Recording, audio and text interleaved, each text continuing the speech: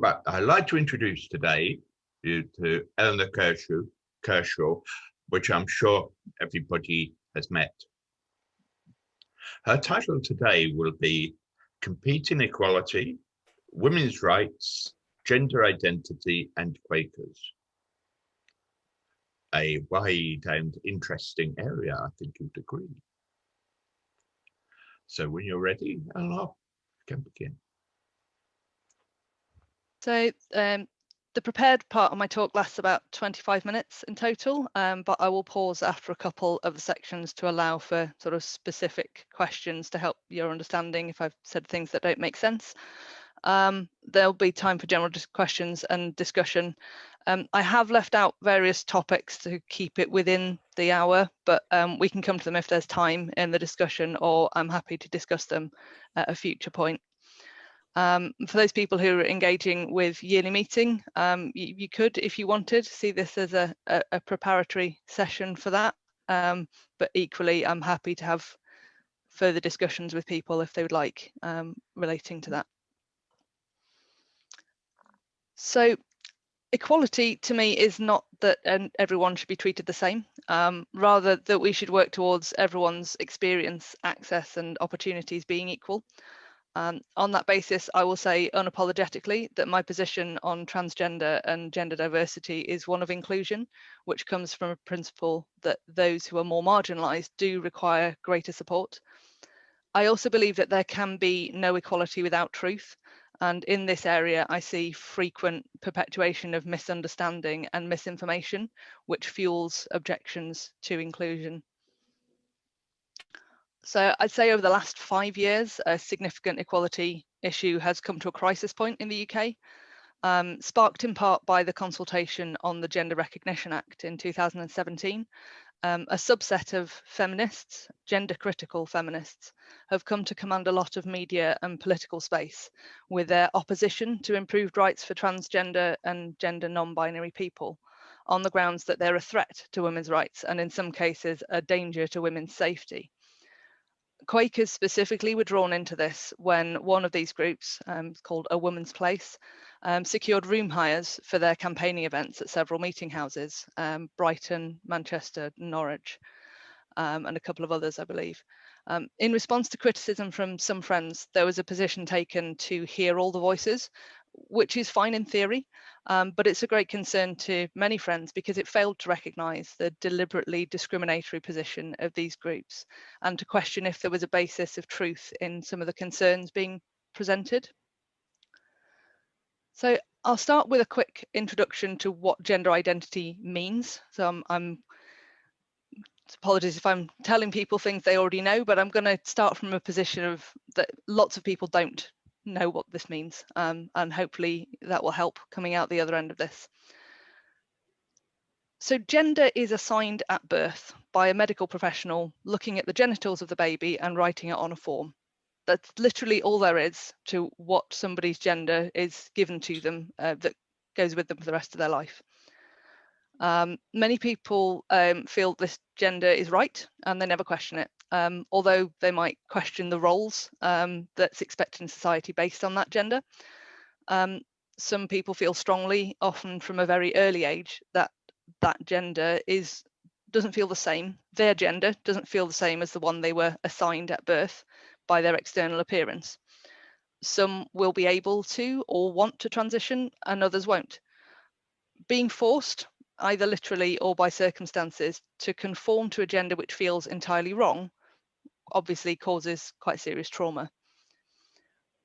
A transgender male or a trans man is someone assigned female at birth who transitions to male, and vice versa, a trans woman was assigned male at birth and transitions to female. You may sometimes see this described incorrectly, particularly in some gender critical sources, intentionally or by mistake, because they centre the assigned at birth over the gender experienced by the individual. And some people don't feel that their gender fits the binary male or female, collectively referred to as gender non-binary. That includes bigender, so both, gender fluid, variable, agender, non, as well as many other expressions that are trying to verbalise how it feels. So this is the first point. I'm going to take a pause, and if anybody has a particular question or a term they've heard or any of that doesn't make sense, feel free to ask.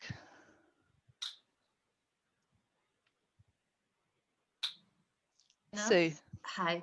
Can you just clarify the A at the end of now the long list of letters? Yeah. Is that, say that again, is that agender or asexual? So LGBTIA+. The A can be ally, it can be asexual. There are actually quite a lot of A's in what might be called the LGBT alphabet. So I'm not sure there is a consensus on what that means. Ally is probably the most commonly used now. Okay, thanks.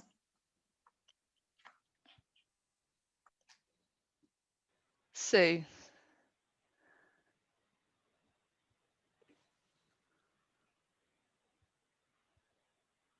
I come from a sociology background, and to me, practically everything in society is socially constructed. And as someone who, for a long while in their youth, was convinced they really weren't a woman, they were male, because we're talking in the olden days when reassignment wasn't possible, I actually came to terms with the fact that there was a difference between sex and gender. Sex is physical hormones and things like that, although, and that is obviously not as clear cut as it looks, but gender is very much socially constructed. And I came to terms with the fact that what I was unhappy with was the role that I had to have in life as a woman. And because that was socially constructed, I didn't have to actually live that role. I'm very unclear now, because to me, sex and gender are different things.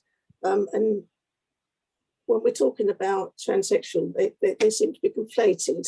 And I don't know whether that's a scientific move on that I haven't grasped, or whether whether you do see them as different things. Yeah, I would say they are different things. And I think the accepted position is sex is linked to biology. And there's now a lot of understanding that biological sex isn't just, it goes beyond external genitalia, internal physiology, hormones, there's brain wiring, there are so many different factors, chromosomes, that somebody who is completely happy in the gender that they feel they are, let's say, for example, assigned female at birth, feel like a woman, but they could still take a barrage of biological tests and find that maybe their biology doesn't match that. That wouldn't change anything for them. Gender and gender identity is much more about the individual and their expression and their interaction with the world. And you're absolutely right, Sue, there's a huge range of experiences, and some of those are around individual social position. And so you could have a neutral presenting woman who considers themselves to be gender female, but maybe gender non-conforming because they don't, or there is such a huge range. And the distinction between transgender and transsexual is probably more to do with whether somebody feels that what they need to do in order to be able to exist authentically in the world is to change, either through how they live their life, or which may or may not include medical intervention. And gender diversity and inclusion is about protecting people's right to do that. Some of the questions that came up in the Gender Recognition Act was around whether people should be required to have had, for example, surgery before they are allowed to define themselves in the gender that they want to live in, whether that has to be a medical process or not. And most transgender advocates would say that it should be based on what the individual needs themselves, and shouldn't be an external pressure placed on them. That was a very long answer. I hope that was helpful. I think Sheena was Sorry, it was a long question. asked a question. Yeah. Sheena? You had your Sheena, you had your hand up earlier. I just wondered if you wanted to. Sorry, I'm very sorry. I put it down again. I was scratching my head. Okay. Sorry. Okay. I'll move on then to gender identity and where it sits in the law in the UK. So gender reassignment is a protected characteristic, which covers discrimination against anybody whose gender identity differs in any way from the one assigned to them at birth. And that includes, from quite recent case law, includes non-binary people, because it came up in an employment tribunal. Somebody was constructively dismissed, and their rights to present and be respected as a non-binary gender in the workplace was protected. The protection requires a person to be living their life in their preferred gender or trying to, but it doesn't prescribe that as including surgical or other medical treatments. Legal recognition of gender for passports requires a letter from a relevant medical professional stating that the transition is likely to be permanent. And many other forms of ID only require a deed poll for a change of legal name. The Gender Recognition Certificate, or GRC, is only needed to change the legal gender on your birth certificate and on other official registers, so marriage, death, and it effectively overwrites the gender of the individual for their legal identity purposes. There is currently no provision for legally registering your gender other than male or female. A peculiarity that exists at the moment and is being challenged is that a trans man who chooses to carry a child and give birth is currently required to be listed as mother on the birth certificate, even if they are legally recognised as male and they don't wish to list a father. That was challenged quite famously recently by a young man called Freddie O'Connell, and it was turned down. In 2017, the Gender Recognition Act consultation asked for public opinion on letting trans people self-identify legally, so without needing a medical professional to vouch for them, to be able to get their gender recognition certificate. And was also asking whether there should be an allowance to legally recognise more than male or female, whether people should be able to identify as something else legally. The majority opinion was in favour, but the results were suppressed and then dismissed by the government after accusations that pro-trans groups had encouraged a lot of responses which had influenced it. And that objection, of course, came from anti-trans groups who had also done exactly the same, but it didn't go their way. I don't think there's a huge amount of legal technicality around it, which I'm happy to discuss with people if they want to at another point, but I don't think we need to take up any more time on it. Feel free to come back to it later if it's helpful. So I want to ask the question, who is objecting? So the objection is led by gender critical feminists, also referred to as trans exclusionary radical feminists, or TERFs. It's not new. It rose in the late 70s and early 80s as part of second wave feminism, which sort of centers the power of the male and everything associated with it on the penis, and the woman, conversely, on the womb and the vagina. So conceptually, under that ideology, no one with a penis or who has ever had one could be a woman. There is general confusion amongst the wider public, I think. It's been exploited to generate fear around what would otherwise be quite rational points of concern, such as women's safety, the impact on gender segregated services and spaces, and risks to children. In some cases, this is overtly depicting trans or gender non-conforming people as sexual deviants or predators. And the observant will notice that's exactly the same as was done in anti-gay and lesbian propaganda, and before that in anti-racial equality movements. It's an old technique, it's not new. The term biological essentialism is also sometimes used, basically meaning that all decisions should be based on the physical biology as at birth, even when that's been altered by hormone treatment and surgery. I'm going to come to some sort of myth busting around some of the core bits of that objection in a minute. But are those objectors speaking for women generally? Actually, recent polling in February of this year suggests it's not. 45% of British adults and 52% of women who responded think that the most legitimate way to define a person's gender is the gender they identify as now. And only 17% think it should be defined by your anatomy at birth. 57% of women responded that trans women are women, 28% saying that they're not, and the remainder saying they don't know. And only 24% of female respondents thought that trans women using women's spaces might be a threat to women. 46% thought that it wasn't. And again, the remainder didn't know. And this presents a much more balanced perspective than might be expected from what you see in media representation of trans rights being a risk to or opposed to women's rights.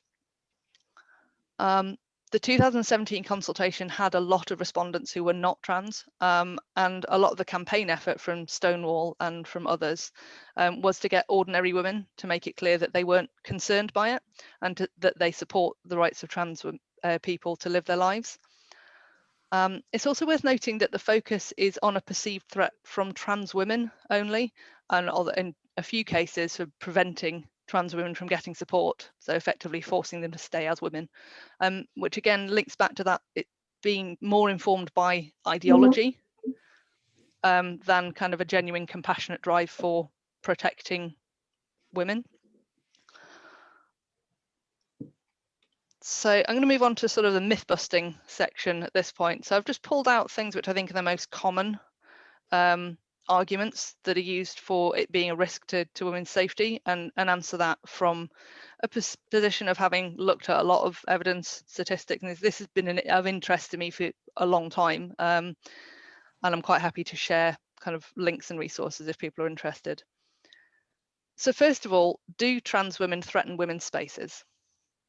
I think the basic answer to that is no, and they have been using them for years without incidents. There is actually no evidence that anyone, anywhere in the world, has pretended to be a woman in order to access a woman's space in order to do harm. By comparison, in 2019-20, surveys have found that around half of all trans people surveyed experienced a transphobic attack in the street, physical or verbal, and 3/4 now avoid using public bathrooms because of fear of assault or abuse, which has increased because of the recent media coverage. And it also results in non-trans women being challenged in bathrooms because they don't look female enough. I've been challenged going into bathrooms because I don't dress in a girly fashion. I maybe don't look woman enough. I don't know. So that's what's happening now. The people who are actually attacked, assaulted in bathrooms are the trans people. There is absolutely no evidence of women being assaulted in women's spaces by trans women. Do trans women threaten gender segregated services? No. Services such as shelters and refuges already have the right to deny service to any individual who they consider could be a threat to other users on a case-by-case basis. Women's Aid and Refuge have already spoken out about this, and that they're quite happy that the law as it stands protects their right to protect the spaces and their clients, but it hasn't had much coverage because it isn't newsworthy. Something which is raised sometimes by lesbians who are against increased trans rights is that their right to choose sexual partners without being accused of discrimination is being threatened, because they feel they're being told that, well, if trans women are women, then they have to be okay with dating trans women. I think it's fairly obvious that that's not true. If someone is not attracted to another person for whatever reason, that's their own business. I mean, if they object to the person's existence and rights, regardless of how desirable they find the person, then they probably are being discriminatory. But nobody's telling them they have to be, no more than anybody's telling anyone, oh, you have to be attracted to all the people of the gender you said you're attracted to.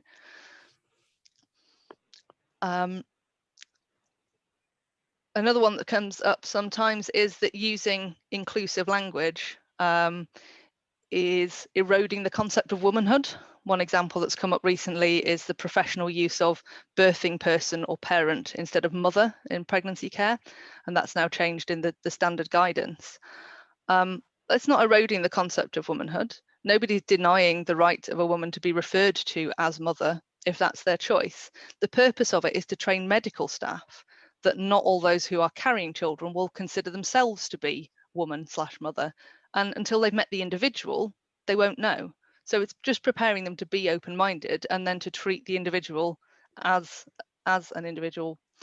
Again, I would say this is probably linked to that ideology centering womanhood on the womb, and it discriminates against those who've had hysterectomies as well.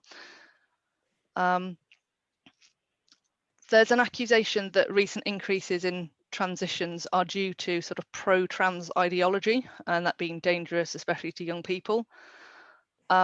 I wouldn't say that that's true either. There has been an increase in people transitioning or expressing non-binary identities in all age groups, but it's the broader public understanding of it that's allowed this, in the same way that there now seem to be far more gay and lesbian people around than there were when it was illegal.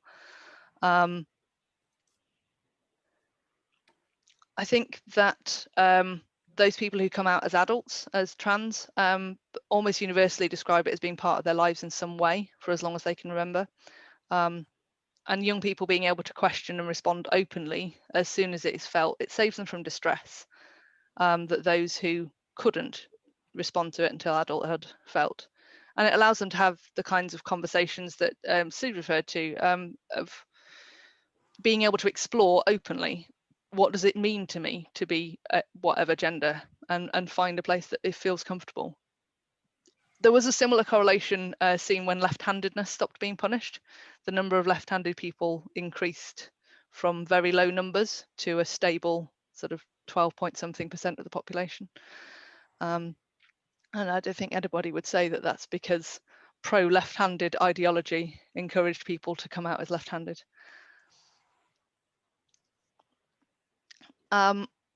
If there's any other things that people have heard, I suggest that they want to question what the veracity of it is. I suggest we come to that in the sort of discussion section. There's a couple of short bits then to talk about sort of women's rights and how that relates with Quakers at the moment. I wouldn't say, nobody is saying that there isn't still a long way to go in establishing gender equality. Nobody is saying that. I would argue that those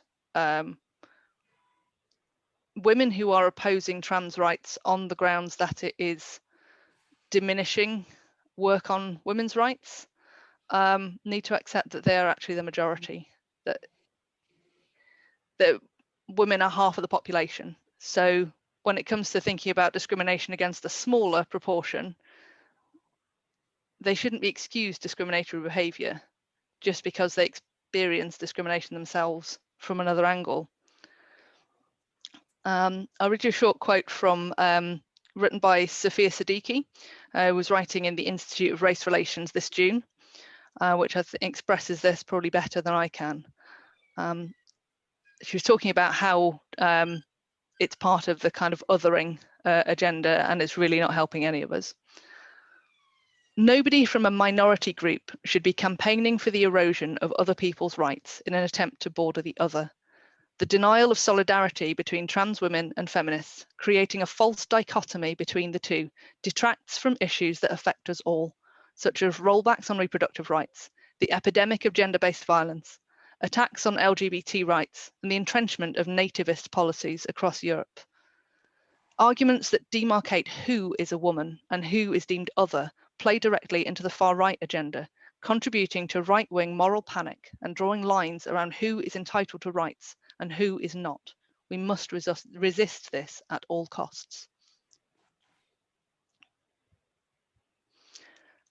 And lastly, where do Quakers come in? It seems quite clear that in this matter, Quakers at present are little different from the wider public in the levels of understanding, and have not sought to be better informed by looking to respected professional evidence as well as individual opinions.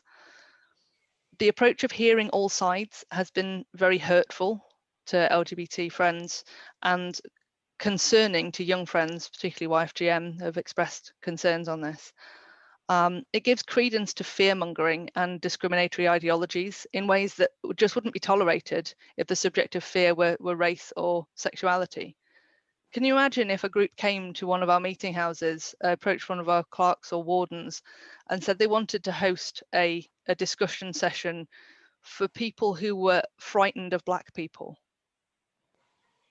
We wouldn't look at that and think, well, that's okay, that's a reasonable fear that they should be allowed to discuss, and we would see it as something which was concerning and that they needed support to understand where that fear was coming from and how they might address it.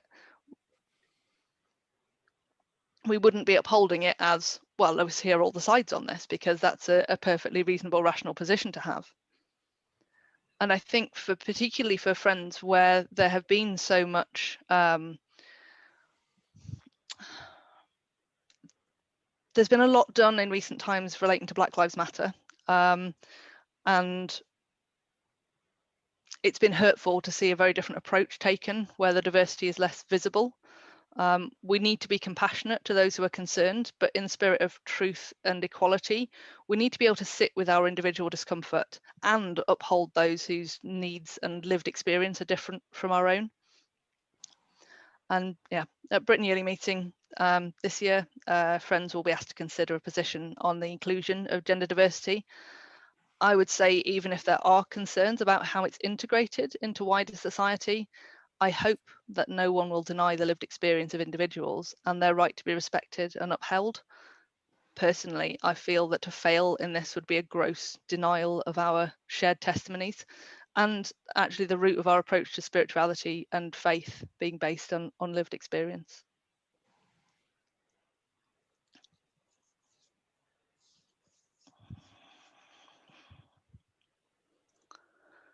So that's the end of the sort of prepared section. I'm open to any and all discussions around it with me, with each other.